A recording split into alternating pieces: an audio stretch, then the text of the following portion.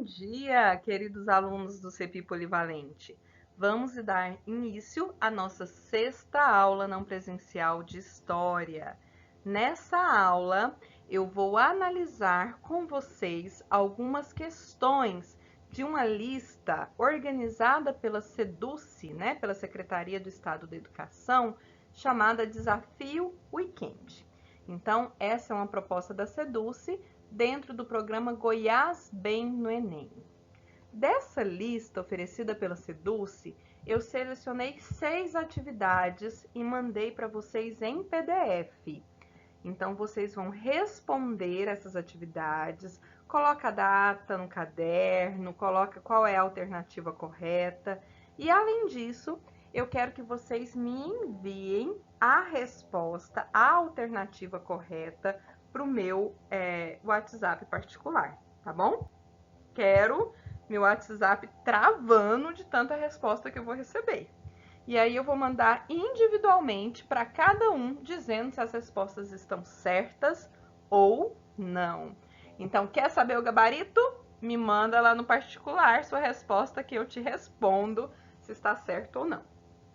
Meninos, eu vou selecionar 2 dessas atividades da lista para a gente analisar junto. Então, das 6, vocês terão que quebrar a cabeça, colocar essa mentezinha para funcionar, em 4.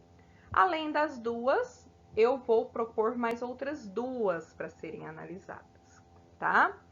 Não vou ficar lendo todo o enunciado para a gente não perder a questão, não fazer um vídeo muito longo, desculpa. Mas alguns pontos eu vou estar destacando e peço para que vocês leiam, tá? Ele está lá na folha, lá em PDF que eu enviei na sala. Essa é a questão 5 da folha. É uma questão que vai falar sobre Hitler e a propaganda, né? Então, olha aqui, a gente tem um ponto muito importante desses governos totalitários, que é a propaganda.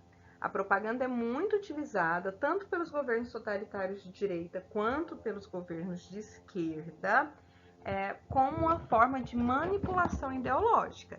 Então, esses governos, eles tinham todo um estudo sobre oratória, sobre posicionamento, sobre técnicas, de manipulação, tá? Então, é muito importante a gente entender o papel da propaganda nesses governos.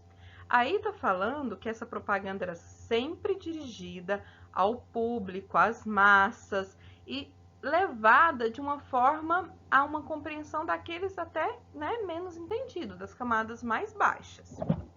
No comando está: o essencial da propaganda era atingir o coração das grandes massas, compreender seu mundo maniqueísta, maniqueísta quer dizer, entre bem e mal, quando eu divido esse mundo entre bem e mal, e representar seus sentimentos. A caracterização da propaganda nazista pelo texto é corretamente exemplificada. A gente vai analisar então as alternativas. Letra A. Na valorização do debate político. Quando a gente fala em regimes totalitários, existe debate político? Existe oposição ou existe só uma forma de pensar, Só um sistema político a ser seguido? Então, essa questão é falsa. B. Na ideologia racial do regime. O que é uma ideologia racial? É a defesa de uma raça.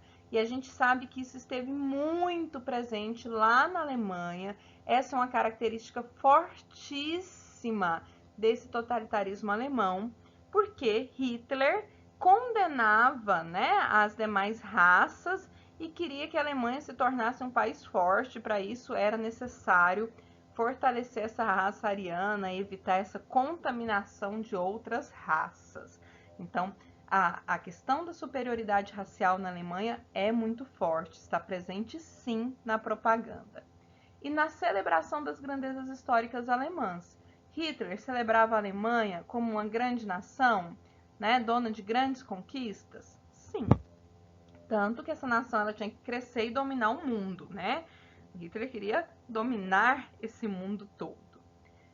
Então, essa questão, ela é a questão certa. De cara, já vejo. Posso analisar as demais? Posso. Havia celebração da tradição imperial germânica? Sim. Mas havia difusão de princípios de solidariedade entre os povos? Não, né? O único povo aí que deveria ser respeitado e seguido era o povo alemão. Havia reconhecimento da luta de classe?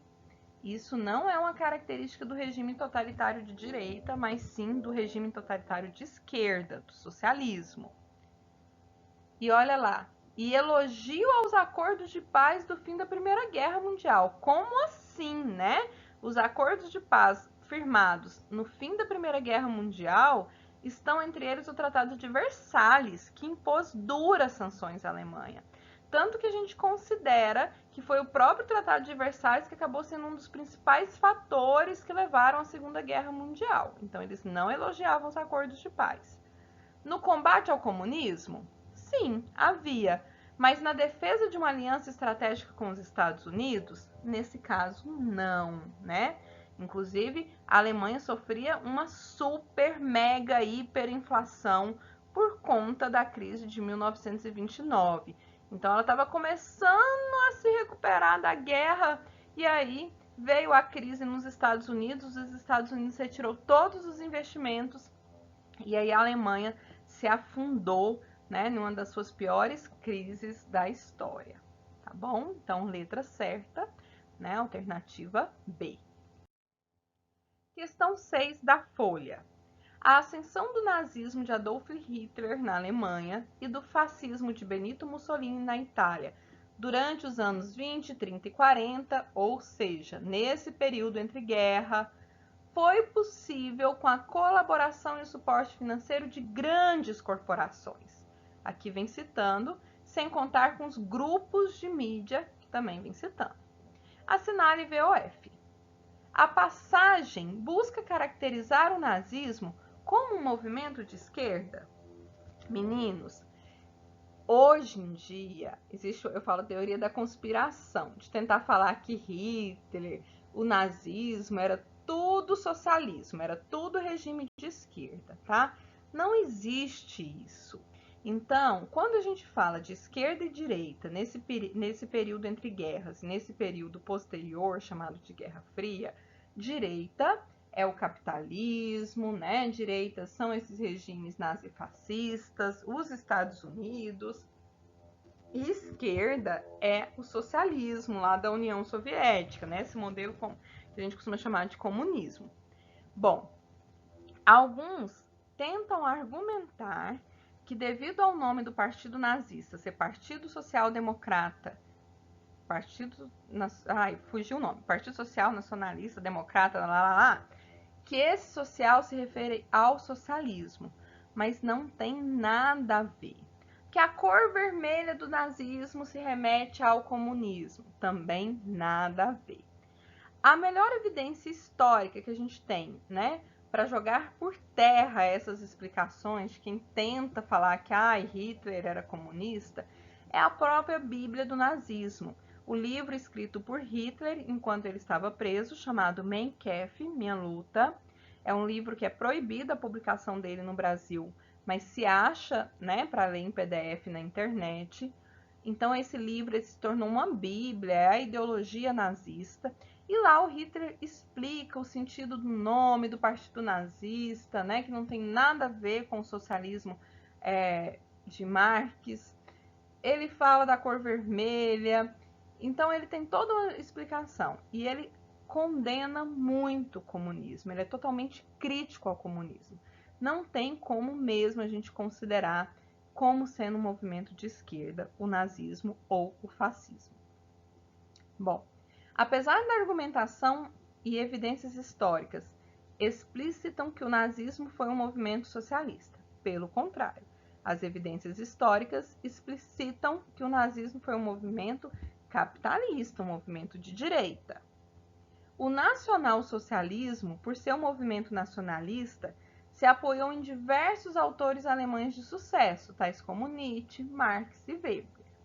Aí a gente tem um autor, né, conhecidíssimo nosso, que é nosso amigo Nietzsche. Sim, teve o apoio do Nietzsche. Desculpa, não teve o apoio do Nietzsche, não.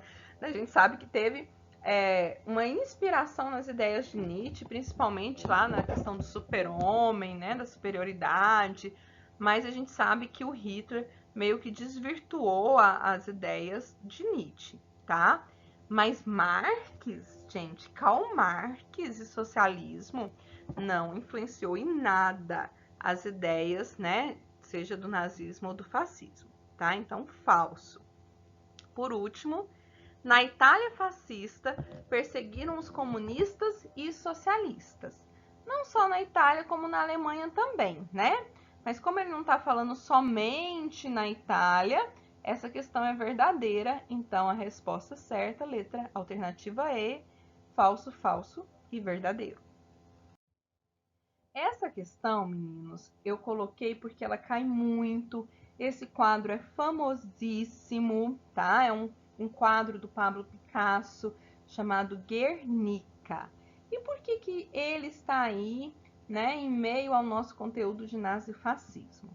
Como eu disse para vocês, não foi só na Alemanha e na Itália que a gente teve esses regimes fascistas. Em Portugal e na Espanha, a gente também teve a influência desses regimes e teve governos totalitários inspirados nessas ideias nazifascistas, tá? Então, esse quadro do Pablo Picasso, chamado Guernica, que é o nome de uma cidade da Espanha que foi atacada pelos nazistas, ele retrata toda uma situação de caos, de guerra.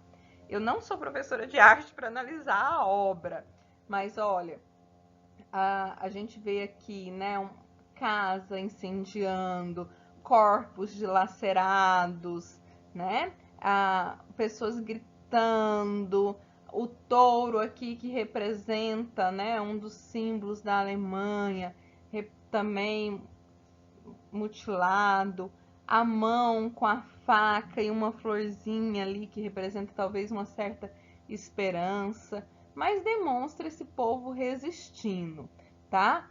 Aqui fala que essa luz, ela representa a explosão, essa luz meio que explodindo, ela representa a explosão das bombas que foram jogadas sobre Guernica. Aqui a gente tem a imagem de um pombo também, né? Que é um grande símbolo da paz sendo atacado, tá? Então esse quadro, ele demonstra o quê? A sangrenta disputa entre Espanha e Portugal? Não, não houve uma guerra entre Espanha e Portugal neste período que nós estamos estudando, tá? A luta das colônias espanholas do norte da África para alcançarem sua independência? Também não, né? Ela se refere de uma guerra que aconteceu dentro da Espanha e não com as suas colônias.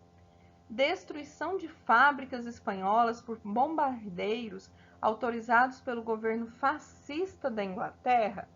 A gente poderia até achar que seria essa pela questão do bombardeio, mas olha, a gente não teve regime fascista na Inglaterra, tá? Guerra Civil Espanhola, da qual resultou a implantação do fascismo no país, também conhecido como franquismo. Essa é a alternativa correta.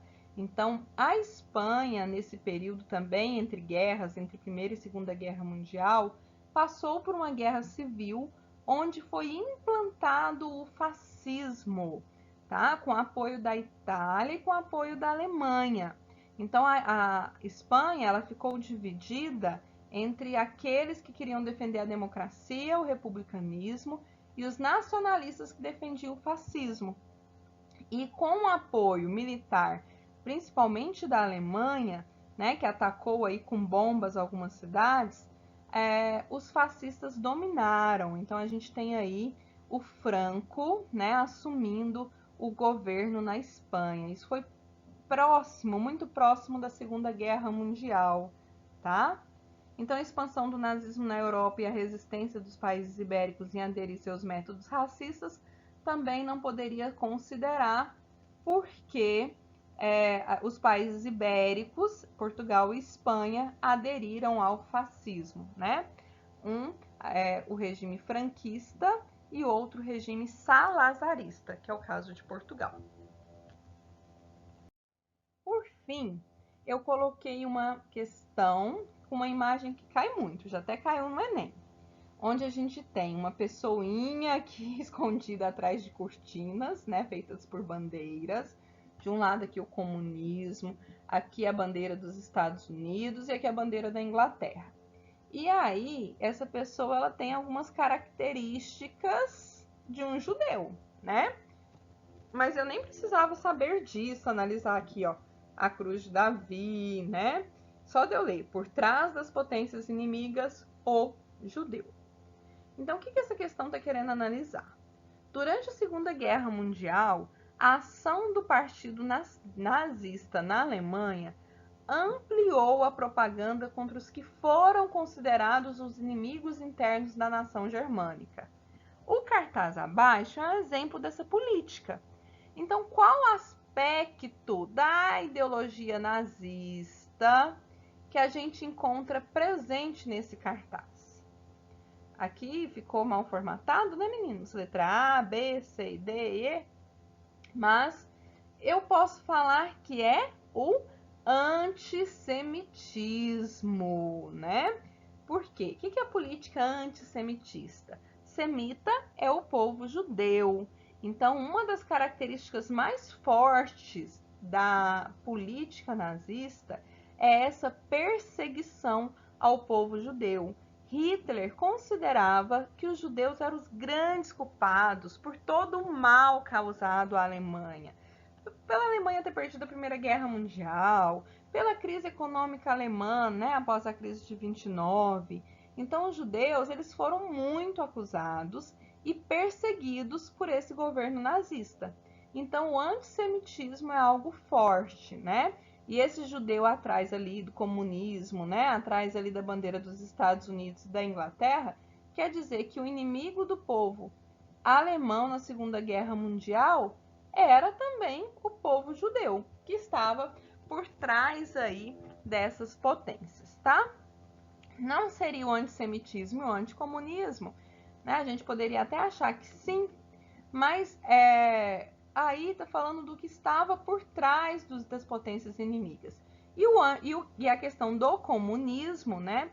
A gente não pode considerar que o comunismo estava por trás da Inglaterra ou por trás dos ideais dos Estados Unidos. Então, o que eles estão querendo acusar é que o judeu, né, as ideias dos judeus é que estavam prevalecendo durante a Segunda Guerra Mundial. Por isso fica evidente o antissemitismo. Meninos, eu espero que essa explicação tenha ajudado e tenha colaborado com vocês, até para responder às demais questões da folha, né? Então vão lá, não pesquisem na internet, vamos usar a cabecinha e tentar responder, né, a questão 1, 2, 3 e 4 do desafio Weekend, certo? Espero as respostas de vocês. Um grande abraço e uma boa semana de estudos.